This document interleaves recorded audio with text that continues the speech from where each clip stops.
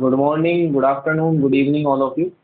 तो आज हम यहाँ पे देखने वाले हैं Rajasthan university BSc part one, यानी फर्स्ट ईयर जो भी 12 पास आउट करके बीएससी मैथ्स में जिन्होंने एडमिशन लिया है, बीएससी पीसीएम में जिन्होंने एडमिशन लिया है, उनके लिए ये लेक्चर रहने वाला है। तो हम देखने वाले हैं बीएससी सेमेस्टर फर्स्ट का जो सिलेबस है। आज इंट्रोडक्शन पार्ट है, ठीक है। मैंने पहले भी एक वीडियो बनाई, उसके अंदर मैंने बताया कि अगर आपको कोई भी किसी तरीके की प्रॉब्लम आती है तो आप मुझसे कहाँ पर आकर के पूछ सकते हैं। मैं आपको एक फ़ोन नंबर दे रहा हूँ, वहाँ पे आप मुझे व्हाट्सएप कर सकते हैं और अपनी प्रॉब्लम मेरे साथ शेयर कर सकते हैं। जितना हो सकेगा आपकी प्रॉब्लम सॉल्व करने की कोशिश करेंगे। 9929886055 आप मुझे यहाँ पे व्हाट्सएप मैसेज कर सकते हैं। व्हाट्सएप मैसेज कर सकते हैं आप लोग मुझे, ठीक है। अब आप लोग 12th के बाद में जब आपने बीएससी में एडमिशन लिया है, तो बीएससी में एडमिशन लेने में देखो एक बात सुनो ध्यान से कि आपको कैसे पढ़ाई करनी है, क्या आपके लिए इम्पोर्टेंट है, क्या नहीं है, ये सारी बातें यहाँ पे होनी चाहिए। आज इंट्रोडक्शन वीडियो है, तो जितनी भी देर है आप इसको थोड़ा ध्यान से देखो, आपके लिए बहुत इंफॉर्मेटिव रहने वाली है वीडियो। तो पहले बात कर लेते हैं थोड़ा सा क्विकली सिलेबस की, कि आपका बीएससी फर्स्ट ईयर में कौन सा सिलेबस रहने वाला है। तो आज जिस बुक के बारे में बात करेंगे वो आपकी बीएससी फर्स्ट ईयर की डिस्क्रीट मैथमेटिक्स की जो बुक है उसके बारे में बात कर रहे हैं। ये वीडियो इंग्लिश हिंदी दोनों में रहने वाली है, तो आप इसे इंग्लिश मीडियम वाले और हिंदी मीडियम वाले स्टूडेंट्स दोनों देख सकते हैं। राजस्थान यूनिवर्सिटी, मत्स्य विश्वविद्यालय या फिर अलवर की बात करें तो ये सब बिल्कुल सेम ही रहता है, कुछ खास है नहीं, ठीक है। एनईपी 2020 के बाद में जो चेंजेस आया सेमेस्टर आपका सिस्टम हो गया है, तो हम सेमेस्टर वाइज देख रहे थे। तो सेमेस्टर वाइज देख रहे हैं तो आपका जो फर्स्ट पेपर है, इस बार जो पेपर रहने वाला है फर्स्ट सेमेस्टर फर्स्ट का, उसका जो सिलेबस है उसके अंदर में आपको 2 बुक्स पढ़नी है। आपकी कौन कौन सी बुक्स पढ़नी है वो आपको एक बार क्विकली एक बार बता देता हूँ। आपका सिलेबस भी आपके साथ शेयर कर देते हैं इस बार। तो आपका जो सिलेबस रहने वाला है वो क्या है, discrete mathematics and optimisation techniques वाला जो पेपर है, एक पतली सी बुक रहेगी। मैं नेक्स्ट लेक्चर में दिखाऊंगा आपको, मैं भूल गया हूँ, ठीक है। एक तो मैंने दिखा दिया आपको डिस्क्रीट वाली, तो आपका इसके ऊपर बात कर लेते हैं। इसके अंदर से आपको 4 यूनिट मिलने वाली है, 4 यूनिट मिलने वाली है। दूसरा मैं आपको एक बात बता दूं कि मैं इसकी पीडीएफ आपको टेलीग्राम पे शेयर कर दूंगा, या फिर डिस्क्रिप्शन में टेलीग्राम चैनल का लिंक दे दूंगा, तो वहाँ से एक बार जाकर के आप इसका सिलेबस चेक कर लेना। फिर भी मैं एक बार कोई भी आपको बता देता हूँ कि पूरा सिलेबस क्या बोर्ड पे लिखना थोड़ा पॉसिबल नहीं हो पाएगा। तो discrete mathematics and optimisation technique की बात की जा रही है।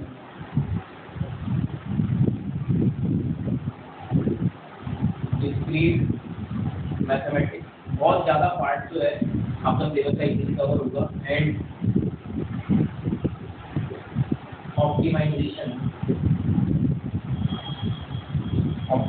थ्योरी यहाँ पर टेक्निक ऑप्टिमाइजेशन टेक्निक इस बुक का नाम है, ठीक है। तो यहाँ से मिलने वाली आपकी यहाँ से 4 यूनिट आएगी।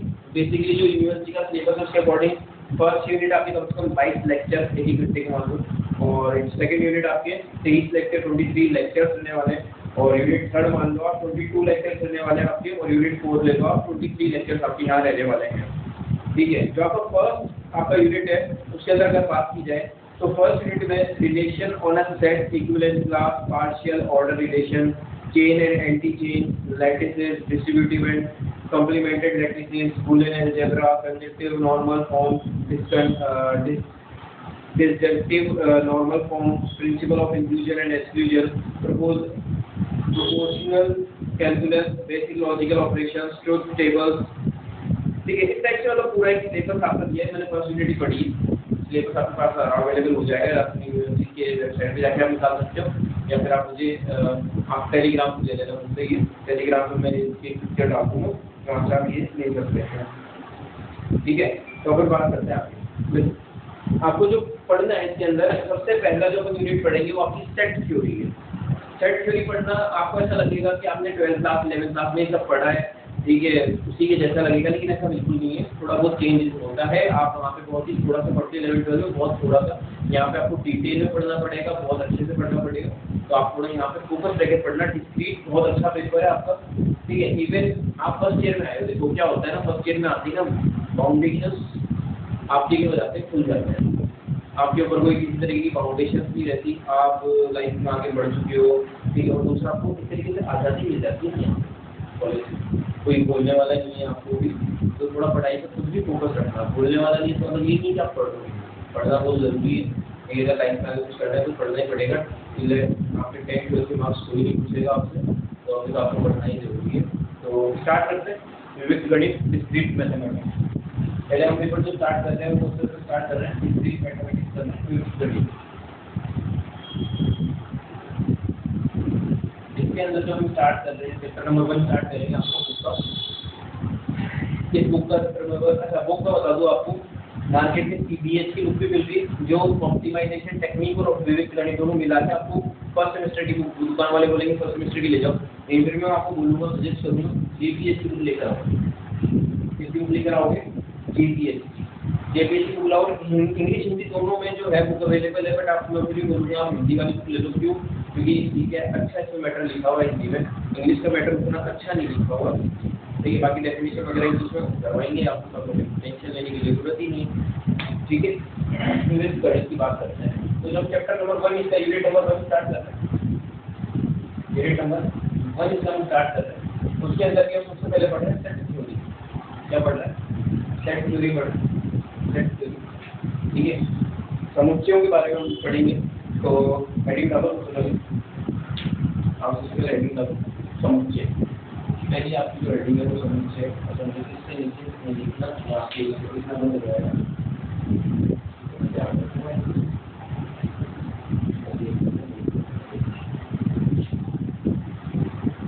मैंने कैमरा में इतना ही रखते हैं। हाँ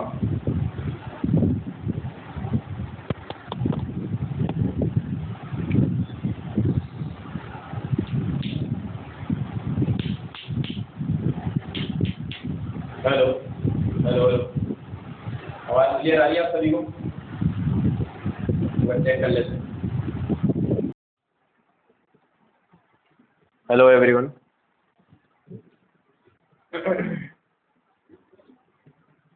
हाँ तो माइक की थोड़ा इशू हो गया था, तो माइक का इशू अभी प्रॉब्लम सॉल्व हो गया है, ध्यान दो आगे। सेट समुच्चय, हेडिंग डालो सेट, हेडिंग डालो आप सभी। सेट मतलब समुच्चय। समुच्चय होता क्या है, ऐसे डेफिनेशन लिखो।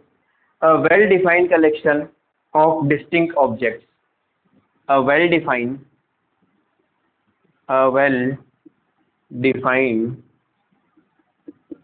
collection of distinct object, a well-defined collection of distinct object is called a set, is called a set। Hindi medium वाले लिखेंगे समुच्चय में विद्यमान वस्तुओं को, समुच्चय में विद्यमान वस्तुओं को समुच्चय का अवयव या सदस्य। अच्छा, a well defined collection of set of distinct object is called a set। Hindi medium वाले लिखेंगे सुनिश्चित और सुस्पष्ट वस्तुओं के, सुनिश्चित और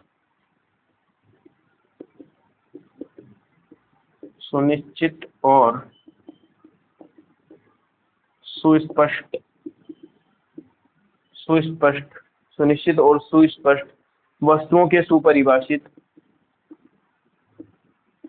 वस्तुओं के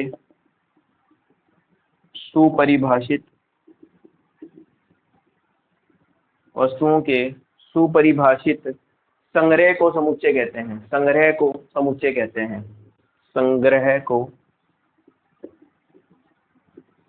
को समुच्चय कहते हैं। यहाँ पे दो बातें बहुत इंपॉर्टेंट है, समुच्चय कहते हैं। यहाँ पे दो बातें बड़ी इंपॉर्टेंट है, ध्यान से सुनो। क्या? एक तो ये वेल डिफाइंड, इस पे ध्यान दो, वेल डिफाइंड और डिस्टिंक्ट ऑब्जेक्ट, इन पे ध्यान दो। डिस्टिंक्ट क्या कहने का मतलब है? देखो जब भी बात की जाए ना सेट की, तो आपको मैं बोलूँ, मान लो क्लास में सारे बच्चे बैठे हैं, मैं ऐसे कह दूँ सीधा सा कि जितने भी लंबे हैं, हाइट में जो बच्चे लंबे हैं वो एक तरफ हो जाओ। अब लंबे कैसे एक बच्चा कैसे आपके डिफाइन करेगा, कैसे परिभाषित करेगा कि उसके दिमाग में लंबा बच्चा होना क्या होता है, 5 फुट से ऊपर, 4 फुट से ऊपर, 6 फुट से ऊपर, 7 फुट, 7 तो होता ही नहीं, क्या होते भी हैं कोई, एक दो मिल जाते होंगे, ठीक है। फिर भी लेकिन अब आप बोलो कि, या तो आप सीधा बोलो कि किन बच्चों को आप लंबा कहना चाहोगे, 6 फुट वाले बच्चों को आप लंबा कहना चाहते हो, या फिर ये कह लो 5.5 फीट या 5.5 फुट से ऊपर जो है, 5.5 से ज़्यादा वाले हाइट के बच्चे, वो साइड हो जाओ, वो लंबे हैं। तब तो बात समझ में भी आएगी। लेकिन आप ऐसा बोल दोगे लंबे बच्चों, जो लंबे बच्चे हैं क्लास में, वो साइड में बैठ जाओ सारे, तो आपके अकॉर्डिंग कोई भी बच्चा खुद को बताएगा कि मैं छोटा हूँ। 5.5 वाला बोलेगा हाँ भाई मेरी हाइट ठीक ठाक है, 6 वाला बोलेगा मेरी तो है ही ठीक ठाक, ठीक है, 5.8 बोलेगा मेरी भी सही है हाइट। तो फिर आप लंबे बच्चों को कैसे डिफाइन करोगे? या फिर ये कह लो, या फिर ऐसा कह लो कि भाई आप, जैसे मान लो आप ऐसा मान लो कि बात कर ली, ठीक है। अब एक हो सकता है, एग्जाम्पल आ सकता है कि जैसे मैं बोलूँ कि जितने भी इंटेलिजेंट बच्चे क्लास में खड़े हो जाओ, सारे इंटेलिजेंट बच्चे खड़े हो जाओ, तो इंटेलिजेंट कौन बच्चा अपने आप को इंटेलिजेंट नहीं बताएगा? कोई बोलेगा मैं भी इंटेलिजेंट हूँ, 50% वाला बोल रहा है मैं भी इंटेलिजेंट हूँ, कोई 60 ला रहा है वो भी इंटेलिजेंट है, क्योंकि परसेंटेज नहीं बता रहा ना इंटेलिजेंट कौन है या नहीं। मान लो 90% किसी के आ रहे हैं इंटेलिजेंट है, एक के 60 आ रहे हैं, हो सकता है वो बीमार हो गया, उसने लास्ट में पढ़ाई थोड़ी कम करी हो, या फिर लास्ट में उसके साथ कोई ऐसी ट्रेजेडी होगी हो जो नहीं पढ़ पाया, या पेपर में कोई दिक्कत होगी हो उसके साथ में, कोई सिलेबस में कोई दिक्कत आ गई, तो कैसे मान लें कि वो इंटेलिजेंट नहीं है? हो सकता है ना इंटेलिजेंट हो। तो आपको, या तो आप ऐसे बोलो कि 70% से ऊपर वाले स्टूडेंट मेरे लिए सारे इंटेलिजेंट हैं, जिनके प्रीवियस में, यानी इससे पहले वाली क्लास में या इससे पहले वाले एग्जाम्स में आपके 70% से ऊपर आए हों, तो बाउंडेशन हो गई ना, 70% से ऊपर बाउंडेशन हो गई, 70 के नीचे वाले आप सब आपके इंटेलिजेंट में नहीं आएंगे। तो पूरा वेल डिफाइंड करना है, डिस्टिंक्ट ऑब्जेक्ट्स की बात की जा रही है, अलग अलग ऑब्जेक्ट्स की बात की जा रही है। क्लियर? एक बात याद रखना, अगर मैं बोलूं कि एक सेट है जिसके अंदर में इंटेलिजेंट बच्चे आ रहे हैं, तो मैं अब डिफाइन करूंगा वहां पे, मैं ये बोलूंगा कि 85% या फिर उससे ज्यादा वाले बच्चे इंटेलिजेंट है, मैंने डिफाइन कर दिया। अब दूसरा मान लो कोई आया बाहर से, मैंने उठाया यहाँ से 85% और 85% से ऊपर वालों को उठाया और यहाँ बिठा दिया इंटेलिजेंट है ये।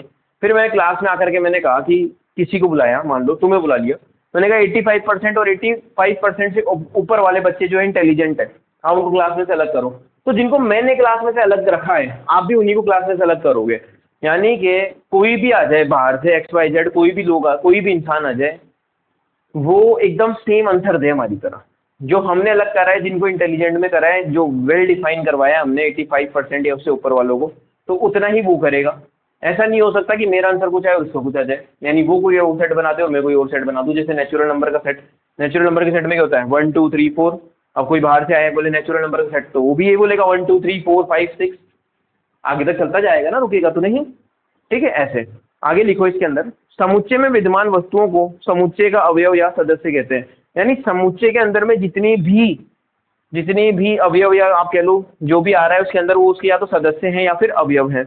लिखो, समुच्चय में विद्यमान वस्तुओं को,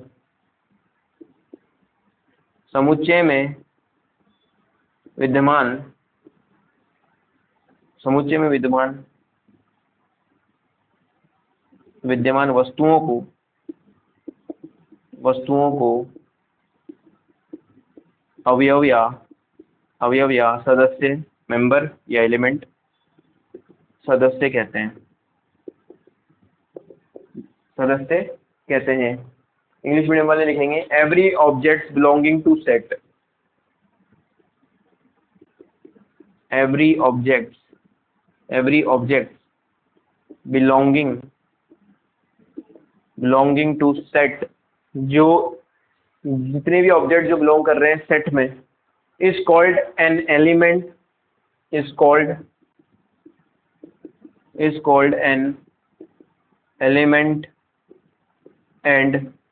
एन एलिमेंट एंड और मेंबर ऑफ अ, या फिर member of that set, member of the set, member of the set. Note down करो। कहने का मतलब जैसे मान लो एक सेट है, पहली बात तो मैं एक बात बताऊं, सेट लिखते कैसे हैं, इसको कर्ली ब्रैकेट में लिखते हैं, ठीक है, धनु कोष्टक में। इसमें जो भी आ रहा है, मान लो A, B, C, D, कुछ भी मैंने मेरे मन से लिए, तो ये जो आ रहे हैं इनको या तो एलिमेंट यानी अवयव कहेंगे, या सदस्य यानी कि मेंबर कहेंगे इस सेट का। कुल मिला के मान लो अगर ये ए सेट है, सेट ए सॉरी सेट ए है, ये ध्यान दो सेट ए है ये, तो यहाँ पे जो स्मॉल ए है वो बिलोंग्स कर रहा है ए में। इसका मतलब क्या होता है, बिलोंग्स। क्या होता है, बिलोंग्स, यानी इसके अंदर एग्जिस्ट कर रहा है मतलब बिलोंग कर रहा है। ठीक है, ऐसे समझ आया? नोट डाउन करो, कर लिया होगा नोट डाउन, नोट डाउन कर लिया होगा, बिठा देता हूँ। साफ दिख रहा है एकदम बोर्ड में?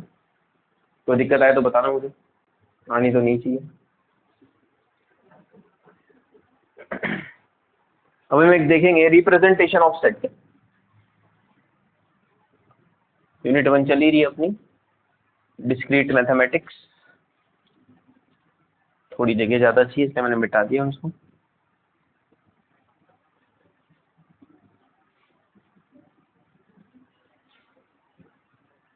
ये पार्ट थोड़ा जल्दी जल्दी आगे स्किप कर दिया करो, या तो जो मिटाने का करने का होता। क्या लिखना है, representation of a set. Representation of a set या the set of a set, representation of a set, representation of a set. समुच्चय का निरूपण। किसका निरूपण, समुच्चय का निरूपण। समुच्चय का निरूपण। देखो भाई, समुच्चयों को दो प्रकार से निरूपित किया जाता है। मैं आपको बता दूं, दो प्रकार से हम इसमें निरूपित करते हैं। आपने पढ़ा भी यही है, ये बिल्कुल मत सोचना कि सर 12th का चल रहा है क्या, नहीं चल रहा भाई। 11th 12th का आपके कोर्स में है, यहाँ से क्वेश्चन आते हैं। और आजकल तो आपको पता है स्कीम क्या हो गई है, अच्छा मैंने बताई नहीं। तो स्कीम ये है, आपकी यूनिट 1 2 3 4 है आपका, तो फर्स्ट क्वेश्चन आपका है ना 3 से 4 या 5 क्वेश्चन आएंगे उसमें, और वो सभी यूनिट से मिक्स होकर आएंगे छोटी छोटी परिभाषाओं में। बाकी और थोड़ा आपसे डिटेल में समझाएंगे आपको। अब एक बार तो पेपर स्टार्ट हो गया है तो इसके ऊपर ही ध्यान देते हैं। दो टाइप है आपके, इसको बोलते हैं टेब्यूलर फॉर्म, टेब्यूलर फॉर्म, या फिर रोस्टर फॉर्म। वैसे हम ज़्यादा इसी नाम से जानते हैं, रोस्टर फॉर्म। वैसे एक और होता है जो आपको कभी सुनने के लिए कम ही मिलेगा, लिस्टिंग फॉर्म। लिस्टिंग फॉर्म यानी सूची रूप, ठीक है, सारणीबद्ध रूप। और आपका रोस्टर फॉर्म को तो रोस्टर ही बोलना है, सारणीबद्ध रूप टेबुलर को तो हिंदी में सारणीबद्ध रूप। ठीक है, टेबुलर रोस्टर फॉर्म को रोस्टर ही बोला जाता है, रोस्टर फॉर्म, रोस्टर रूप ये बोलते हैं इसको। लिस्टिंग फॉर्म होता है आपका सूचीबद्ध रूप, ठीक है। और एक होता है आपका सेट बिल्डर फॉर्म। कौन सा, बहुत पढ़ा है आपने इसको भी, set builder, set builder form, समुच्चय निर्माण रूप, समुच्चय निर्माण रूप कह लो इसे। और एक और होता है रूल फॉर्म। क्या होता है ये, रूल फॉर्म। क्या होता है ये, रूल फॉर्म यानी कि नियम रूप। रूल फॉर्म का मतलब होता है नियम रूप, लिखो इसे, रूल फॉर्म यानी नियम रूप, ठीक है। रोस्टर फॉर्म के अंदर में क्या होता है, ध्यान दो। Here elements are step, here elements are, देखो इसमें, here elements are separated by commas and separated by commas and separated by commas and are enclosed in a pair, are enclosed in a pair, are enclosed in a pair of brackets, pair of brackets, brackets ऐसे, ये इस bracket में लिखते हैं हमेशा, हिंदी वाले लिखेंगे भाई। इस रूप में समुच्चय के, इस रूप में समुच्चय के अवयवों को सूची बनाकर, इस रूप में समुच्चय के अवयवों को, इस रूप में समुच्चय के अवयवों को समुच्चय इस रूप में समुच्चय के अवयवों को सूची बनाकर धनु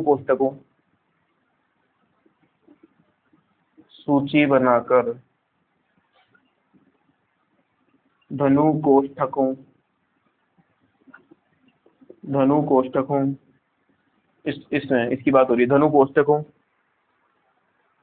के भीतर लिख दिया जाता है, के भीतर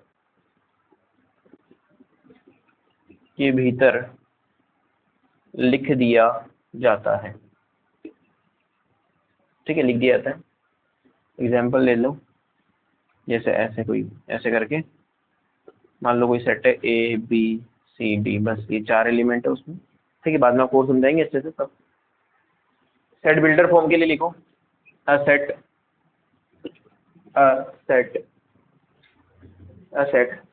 can also be defined by the a set can also be defined by some property which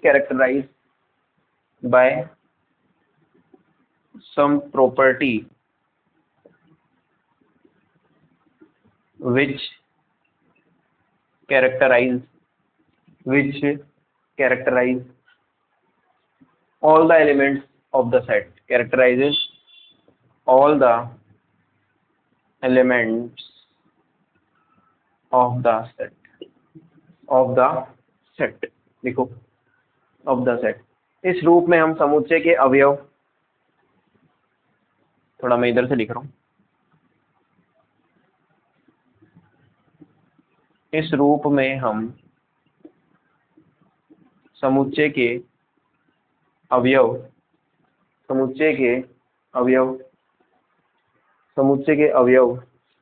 जिस गुणधर्म का पालन किया जाता है, समुच्चय के अवयव जिस गुणधर्म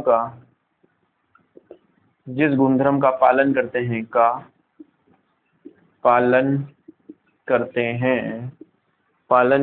हैं लिखो एक बार आप लोग।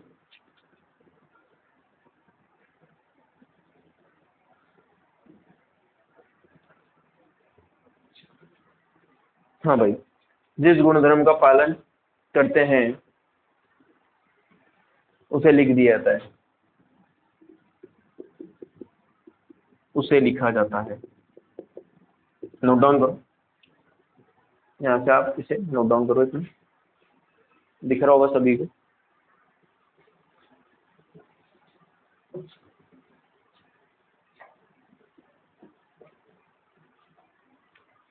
लिख दिया, मिटाऊं?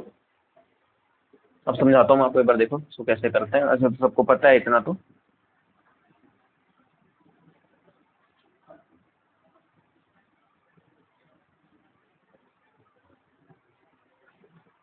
रोस्टर फॉर्म क्या होती है और समुच्चय निर्माण रूप सेट बिल्डर फॉर्म। देखो roster form A equal to, देखो कैसे कुछ भी लिख दो, जैसे 1 2 3 4 एंड सो ऑन। ठीक है, ऐसे लिख दिया जाता है, ध्यान दो, ऐसे लिखा जाता है। ठीक है, या फिर ये मान लो कि ऐसे लिख दूँ तो 1 -1 आयोटा माइनस आयोटा। देखो इसमें ऑर्डर मैटर नहीं करता, आप ऐसे भी लिख सकते हो। जैसे मान लो 10 से छोटे 2 के मल्टीपल्स हैं। 10 से छोटे तो कौन होंगे? 4 2 8 6। ठीक है, मतलब ऑर्डर मैटर नहीं करता इसके अंदर में। क्या नहीं, ऑर्डर मैटर नहीं, मतलब पहले छोटा आएगा फिर बड़ा आएगा, ऐसा नहीं है। हाँ, बस एक ऑब्जेक्ट एक बार आएगा, और वो रिपीट होता है तो उसका मतलब वो एक ही है, 2 बार नहीं है, मतलब 2 अलग अलग नहीं है वो, कहने का मतलब ये। ठीक है, आएगा समझ में? Repetition not allowed, tabular form है ये। ठीक है, क्या क्या मैंने यहाँ पे order doesn't matter, order matter नहीं करता। रिपीटेशन अलाउ नहीं, रिपीटेशन नॉट अलाउड। ठीक है, इनको अपन क्या बोलते हैं? मेंबर बेसिकली हम मेंबर की जगह एलिमेंट भी कहते हैं, सदस्य या फिर अवयव कह दो। अच्छा, बेसिकली जो सेट लिखा जाता है, वो सेट जो होता है वो कैपिटल लेटर से लिखते हैं हम, इंग्लिश अल्फ़ाबेट के कैपिटल लेटर से। जरूरी नहीं, लेकिन अभी ये लिखा है तो ये बता रहे हैं। अच्छा, ये क्या है, हमेशा याद रखना, जब आगे तक सेट चलता है तो ये 3 बिंदुओं से ऐसे दिखाया जाता है, इसे बोलते हैं अपन एंड, सो ऑन, आगे तक इसी प्रकार 3 डैश लगाते हैं। वैसे ऐसे नहीं 4 5 10 लगा दिए, वो लग जाते हैं कोई बात नहीं, लेकिन 3 ही लगाते हैं। इसे इस तरीके से आगे तक दिखाया जाता है। ठीक है, इतना समझ में आया। अब एक एग्जांपल ले लेते हैं अपन सेट बिल्डर फॉर्म की। यहाँ पे मैं जो लूंगा ना सेट बिल्डर फॉर्म, उससे मैं रोस्टर फॉर्म बना के दिखाऊंगा आपको उसकी। ठीक है, एक सेट है जिसमें एलिमेंट है x, और x कैसे डिफाइन है, x बिलोंग कर रहा है नेचुरल नंबर में। x किस में बिलोंग कर रहा है, नेचुरल नंबर में बिलोंग कर रहा है। ठीक है, x किस में बिलोंग कर रहा है, नेचुरल नंबर में बिलोंग कर रहा है। और एक कंडीशन लगा दूं मैं चाहूँ तो, जैसे मान लो मैंने इतना लिखा, ठीक है, एक बार मैं इसको लिख लिया आपने, मिटा रहा हूँ मैं। ठीक है, इससे एक बार बना के दिखाता हूँ, देखो आपको मैं, इससे सेट बना रहे हैं हम। तो ए नेचुरल नंबर का सेट है पूरा का पूरा। नेचुरल नंबर क्या होते हैं, 1 2 3, मैंने बोला ही नहीं स्टॉप करने के लिए आपको, तो आप तो चलते जाओ एंड सो ऑन, कहाँ रुकोगे, कहीं नहीं। ठीक है, एक तो ये हो गया। फिर मैं आपको एक कंडीशन और लगा के दे देता हूँ इसके अंदर, कुछ भी लगा लूँ, आपकी मर्जी है। बी एक सेट है, एक्स उसका एक एलिमेंट है, एक्स बिलोंग कर रहा है नेचुरल नंबर में, सेट ऑफ नेचुरल नंबर में, जहां पर एक्स जो है वो इवन नंबर है, एंड लेस देन 5 है। जगह नहीं है, ऐसे लिख दिया, लेस देन 5 है। तो इसका सेट बिल्डर फॉर्म से आप इसका रोस्टर फॉर्म बनाओ तो क्या बनेगा, बी सेट। एक्स एक ऐसा नंबर है जो नेचुरल नंबर है। नेचुरल नंबर कहाँ से स्टार्ट होते हैं, 1 2 3 4 5 6 एंड सो ऑन। अब ये 5 से छोटा लेकिन इवन नंबर होना चाहिए, 5 से छोटा और इवन नंबर। नेचुरल नंबर क्या होते हैं, देखो नेचुरल नंबर होते हैं 1 2 3 4 5 6 7, आगे तक चलते हैं एंड सो ऑन। ठीक है, देखो ध्यान से, 5 से छोटे और इवन कौन कौन है, 2 और 4 ही तो है। तो इसके अंदर कौन कौन से एलिमेंट आएंगे, 2 और 4 आएंगे आपके। समझ आती है इतनी बात, 2 और 4 आएंगे आपके। अच्छा, एक बात और, मैंने यहाँ पे देखो एन बनाया इस तरीके से, ये आपको नेक्स्ट लेक्चर में मैं समझाऊंगा मैंने एक ये एन ऐसा क्यों बनाया। इसको बोलते हैं सेट ऑफ नेचुरल नंबर। क्या बोलते हैं इसे अपन, सेट ऑफ नेचुरल नंबर बोलते हैं। आज के लिए इतना ही। देखो एक्चुअली क्या है कि लेक्चर थोड़ा लंबा हो गया शायद, एक साथ ज़्यादा चीज़ें भी सही नहीं होगी, क्योंकि फिर अगर मैं बताऊंगा तो कुछ डेफिनेशन रह जाएगी और कुछ हो जाएगी। तो कल के नेक्स्ट जो भी लेक्चर आएगा आपका, उसके अंदर आपकी मोस्ट इंपॉर्टेंट आपकी डेफिनेशन वगैरह होंगी और एग्जाम में पूछी जाती है। ठीक है, तब तक आप टेलीग्राम पे जाकर एक बार सिलेबस जरूर चेक कर लो, वहाँ मैंने दे दिया है, लिंक नीचे आ रहा होगा टेलीग्राम चैनल का। ठीक है, थैंक यू सो मच।